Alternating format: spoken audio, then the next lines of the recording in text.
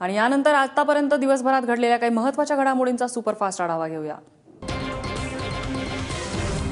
शेतकरी नेते आणि शेतकऱ्यांचा संताप कमी होत नसल्याचं बघून सरकारचं डोकं ठिकाणावर आलंय। आज मुख्यमंत्री देवेंद्र फडणवीस यांनी कर्जमाफी आणि इतर प्रश्नांवर तोडगा काढण्यासाठी उच्चस्तरीय मंत्री गटाची स्थापना केलेली आहे। महसूल मंत्री चंद्रकांत पाटील हे या समितीचे प्रमुख असतील, तर कृषी मंत्री पांडुरंग फुंडकर, अर्थमंत्री सुधीर मुनगंटीवार, जलसंपदा मंत्री गिरीश महाजन, सहकार मंत्री सुभाष देशमुख, परिवहन मंत्री दिवाकर रावते हे या समितीचे सदस्य असणार आहेत। सरकार चर्चेसाठी तयार आहे। चर्चेला या शिवाजीरावशी माझं दोनदा फोनवर बोलणं झालं, ते सूर्यवंशी होते, त्यांच्याशी दोनदा बोलणं झालं फोन तांब्याच्या। त्यांनी सांगितलं आमची चर्चेला तयारी आहे आणि चर्चेला यावं, चर्चेतून मार्ग सुटत असतात। असं टोकाची भूमिका घेऊन मार्ग सुटत नाही आणि म्हणून या राज्याचे मुख्यमंत्री चर्चा करायला तयार आहेत असं आवाहन मी रोज त्या ठिकाणी मुंबईत करत होतो। ठाण्यातील तीनहात नाका परिसरात रिक्षाचालक आणि सहप्रवाशाकडून तरुणीचा विनयभंग केल्याची घटना घडली आहे। तरुणीनं प्रतिकार करण्याचा प्रयत्न सुद्धा केला असता तिला मारहाण झाली। या प्रकरणी नौपाडा पोलीस ठाण्यात 2 अज्ञातांविरोधात गुन्हा दाखल करण्यात आला आहे। जी काही वृत्तपत्र माध्यमातून किंवा इतर मीडियाच्या माध्यमातून जी काही बातमी चालवली जाते की विनयभंग झाला किंवा काय, असं काही नाही। त्या मुलीला जेव्हा त्या टॉन्टिंग केल्यानंतर त्या मुलीने त्याच्या कानाखाली वाजवली आणि त्यानंतर चिडून त्यांनी प्रतिकार केल्यानंतर त्या मुलीने स्वतःहून त्या रिक्षातून उडी मारले आणि ते पळकुटे साले पळून गेले। कळलं की नाही? मग त्या मुलीचं खरोखर या निमित्ताने मी कौतुक करतो आणि या कुटुंबाच्या मागे पूर्णपणे शिवसेना आहे। मुंबई उपनगर, ठाणे आणि नवी मुंबईतल्या झोपडपट्टी तसंच धोकादायक आणि अनधिकृत इमारतींच्या पुनर्विकासाचा मार्ग मोकळा झालाय, कारण क्लस्टर डेव्हलपमेंट योजनेच्या वाढीव FSIवर लावण्यात आलेली स्थगिती मुंबई उच्च न्यायालयाने उठवलेली आहे। त्यामुळे क्लस्टर योजनेअभावी रखडलेले पुनर्विकासाचे प्रकल्प आता मार्गी लागण्यात मोठी मदत होणार आहे। क्लस्टर डेव्हलपमेंटमुळे ही मुंबईची गर्दी आणि रिडेव्हलपमेंट याला एक नवीन दिशा मिळणार। मी न्यायालयाचा स्वागत करतो या निर्णयाचा।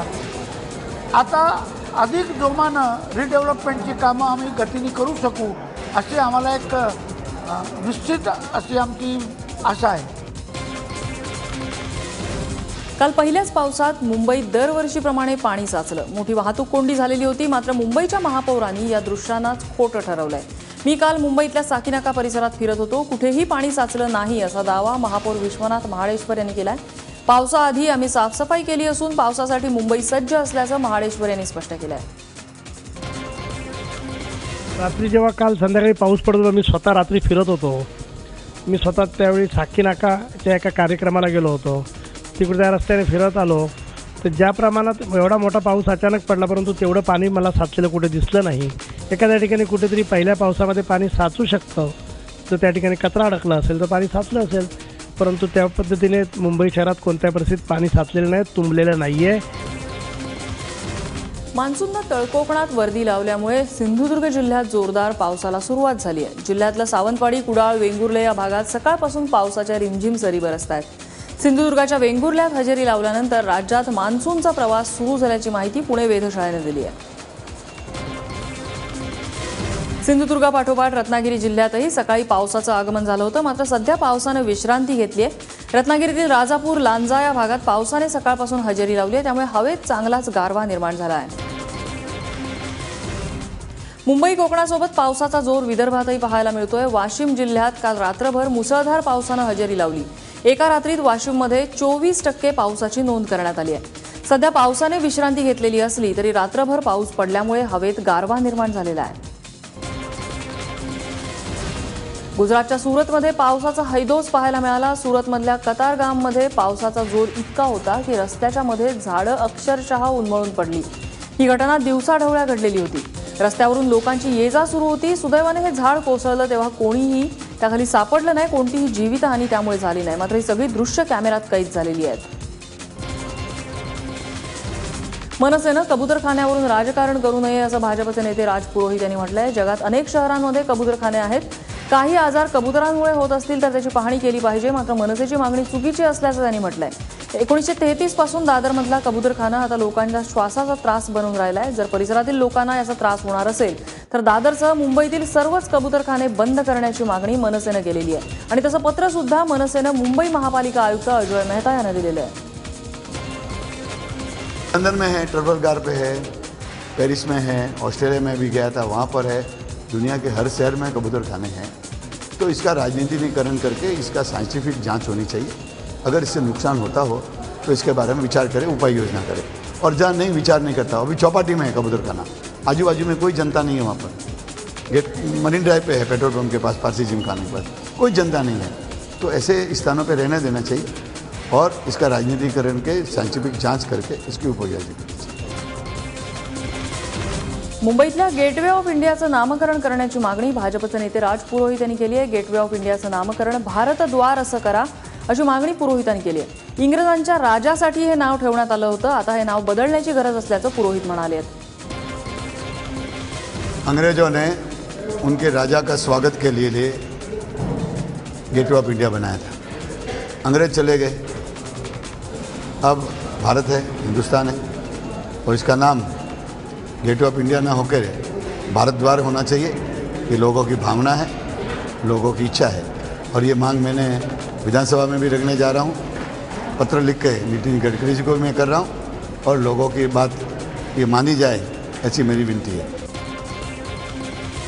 अपक्ष आमदार बच्चू कडू यांच्या मुख्यमंत्र्यांच्या घरावरती बॉम्ब फेकण्याच्या वक्तव्यामुळे त्यांना दहशतवादी घोषित करा अशी मागणी भाजपच्या कार्यकर्त्यांनी केली आहे. तर शेतकऱ्यांसाठी दहशतवादी म्हणून घोषित केलं तरी चालेल, मुख्यमंत्र्यांच्या शर्टाला धक्काही लागणार नाही असं बच्चू कडू म्हणाले. उस्मानाबादमधील कळंब तालुक्यातल्या खामसवाडीमधल्या संदीप शेळके या 25 वर्षीय शेतकऱ्यांना आपलं आयुष्य संपवलंय. जिल्हाधिकारी आल्याशिवाय मृतदेह ताब्यात घ्यायला नातलगांनी नकार दिलाय. बँकेच्या कर्जामुळे शेळके यांनी आत्महत्या केल्याचा दावा नातलगांनी केलेला आहे. नागपूरमध्ये शेतकऱ्यांच्या संपावरून काँग्रेस भाजपमध्ये नाट्यमय आंदोलन पाहायला मिळालं. आधी काँग्रेसच्या कार्यकर्त्यांनी भाज्या रस्त्यावर फेकल्या आणि त्यानंतर भाजपच्या कार्यकर्त्यांकडूनच झाडू मारत रस्ता स्वच्छ करण्यात आला. सहकार मंत्री सुभाष देशमुख यांनी सोलापूर जिल्ह्यातल्या वीट गावातल्या आत्महत्याग्रस्त शेतकऱ्याच्या कुटुंबियांची भेट घेतली. धनाजी जाधव यांच्या वीट या मूळ गावी देशमुख यांनी भेट देऊन कुटुंबियांचं सांत्वन केलं. भाजप मध्यावधीला पूर्णपणे तयार असल्याचा टोला अर्थमंत्री सुधीर मुनगंटीवार यांनी शरद पवारांना लगावलाय. गेले काही दिवस शरद पवार मध्यावधी निवडणुकांबाबत वक्तव्य करतायत. मात्र शेतकऱ्यांना कर्जमुक्ती दिली की शिवसेनेचा सरकारला बिनशर्त पाठिंबा असल्याचंही मुनगंटीवारांनी सांगितलंय. ते अमरावतीत बोलत होते. राष्ट्रपती पद म्हणजे केवळ रबर स्टॅम्प असल्याचं सांगत शिवसेनेनं सामनातून देशातल्या सर्वोच्च पदाची अवहेलना केली आहे. आजपर्यंत केवळ सेक्युलर सरकारांचे रबर स्टॅम्प राष्ट्रपती भवनात बसले, मग आता हिंदुत्वाचा रबर स्टॅम्प राष्ट्रपती भवनात विराजमान झाल्यास कुठं बिघडलं असा सवाल सामनातून करण्यात आलाय. पुण्याची कचरा कोंडी होता होता पुन्हा थोडक्यात टळली आहे. आयुक्त कुणाल कुमार यांच्या लेखी आश्वासनानंतर फुरसुंगीकरांनी आंदोलनाला तुर्तास स्थगिती दिली आहे. फुरसुंगीच्या कचरा कोंडीवर कायमस्वरूपी तोडगा काढण्याच्या मुख्यमंत्र्यांच्या आश्वासनाच्या पूर्ततेसाठी 3 महिन्यांचा कालावधी देण्यात आलेला आहे. उस्मानाबादहून कोल्हापुरात पैलवान बनण्यासाठी आलेल्या 7 वर्षाच्या मुलाचा अमानुष अत्याचार केल्याचा धक्कादायक प्रकार उघडकीला आलेला आहे. तालमीत पीडित चिमुकल्याला चटके देत बेदम मारहाण करण्यात आल्याचं समोर आलं आहे. नाशिकच्या केम्ब्रिज शाळेच्या मुजोरी विरोधात पालकांनी आंदोलन केले. फी भरली नाही म्हणून केम्ब्रिज स्कूलनं 5वी ते 10वीच्या 15 विद्यार्थ्यांना शाळेबाहेर काढल्याचा आरोप पालकांनी केला आहे. कोकणातल्या राजापूर जवळच्या जगातील सर्वात मोठ्या अशा रिफायनरी प्रकल्पासाठी नोटिफिकेशन जाहीर करण्यात आलंय. त्यामुळे आता हा प्रकल्प रत्नागिरीतल्या राजापूरमध्ये होणार यावर शिक्कामोर्तब झालेला आहे. मात्र या प्रकल्पासाठी 15 गावच्या लोकांनी एकत्र येऊन संघर्ष समिती स्थापन केली आहे. राष्ट्रवादी काँग्रेसमधील धनंजय मुंडे गट बीडमध्ये वरचढ ठरलेला पाहायला मिळतोय. सुरेश धस यांचं पक्षाने निलंबन केल्यानंतर आता राष्ट्रवादीची जिल्हा कार्यकारिणी बरखास्त करून जिल्हा अध्यक्षपदी बजरंग सोनवणे यांची निवड पक्षाने केली आहे. सोनवणे हे कट्टर धनंजय मुंडे समर्थक आहेत.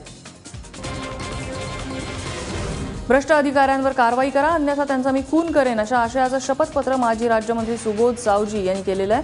सुबोध सावजी यांनी पत्रकार परिषद घेऊन 100 रुपयाच्या स्टॅम्पवरती अशा आशयाचं शपथपत्र दिलेलं आहे. कल्याणमध्ये आंदोलनाआधीच पोलिसांनी काँग्रेस कार्यकर्त्यांची धरपकड करायला सुरुवात केली. राहुल गांधींच्या अटकेच्या निषेधार्थ काँग्रेस कार्यकर्ते आंदोलन करणार होते. पण आंदोलनाची कुणकुण लागताच कार्यकर्त्यांवर प्रतिबंधात्मक कारवाई केल्याची माहिती पोलिसांनी दिली आहे. गेल्या 8 दिवसांपासून तापलेल्या शेतकरी आंदोलनानंतर अखेर मध्य प्रदेश सरकारला जाग आली असून पीक कर्जाची परतफेड करू न शकलेल्या शेतकऱ्यांसाठी राज्य सरकारनं कर्ज परतावा योजना जाहीर करून मोठा दिलासा दिलाय. शिवराज सिंग यांच्या सरकारनं जाहीर केलेल्या कर्जमाफी योजनेचा लाभ 6 लाख शेतकऱ्यांना होणार असून बळीराजाचे जवळपास 6,000 कोटी रुपये माफ करण्यात येणार आहेत. गोदापात्रेत अजूनही शहरातील मोठे 19 नाल्यांचं पाणी सोडणं सुरूच आहे. आज पर्यावरण मंत्री रामदास कदम हे नांदेड शहरात येत आहेत, त्यामुळे किमान त्यांच्या या नांदेड भेटीत तरी महापालिका आणि प्रदूषण नियंत्रण विभागाची कानउघडणी ते करतील अशी आशा आहे. यवतमाळ जिल्ह्याच्या झरी तालुक्यात मांगलीमध्ये वाघाने एका नागरिकावर हल्ला केलाय. अनिल टेकाम नामक या व्यक्तीवर वाघाने हल्ला केलाय. त्याला उपचारासाठी वणी इथल्या रुग्णालयात दाखल करण्यात आलेलं आहे. इन्फोसिस या आयटी क्षेत्रातल्या दिग्गज कंपनीचे प्रमुख संस्थापक सदस्य आता आपले शेअर्स विकणार आहेत. गेल्या 3 वर्षांपासून कंपनीचं व्यवस्थापन सुरळीत होत नसल्यामुळे शेअर्स विकण्याचा निर्णय संस्थापक सदस्यांनी घेतल्याचं समजतंय. शांघाय सहकार्य संघटनेच्या शिखर संमेलनात सहभागी होण्यासाठी पंतप्रधान नरेंद्र मोदी आणि पाकिस्तानचे पंतप्रधान नवाज शरीफ या ठिकाणी हजर होते. शरीफ आणि मोदी यांनी एकमेकांना अभिवादन केलंय. दरम्यान पंतप्रधान नरेंद्र मोदी आणि नवाज शरीफ यांच्यात भेट होणार नसल्याचं भारतीय परराष्ट्र मंत्रालयाने यापूर्वीच स्पष्ट केलेलं आहे.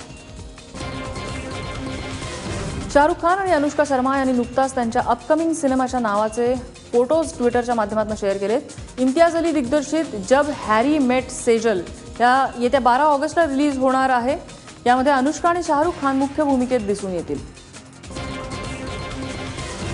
अभिनेत्री कतरिनाचा पाण्यातील शार्कसोबत पोहतानाचा व्हिडिओ सध्या सोशल मीडियावर बोलबाला करतोय. कतरिनाने पांढऱ्या स्विमसूटमध्ये भल्या मोठ्या शार्कसोबत पोहतानाचा पाण्याखाली काढलेला व्हिडिओ इन्स्टाग्रामवर शेअर केलेला आहे.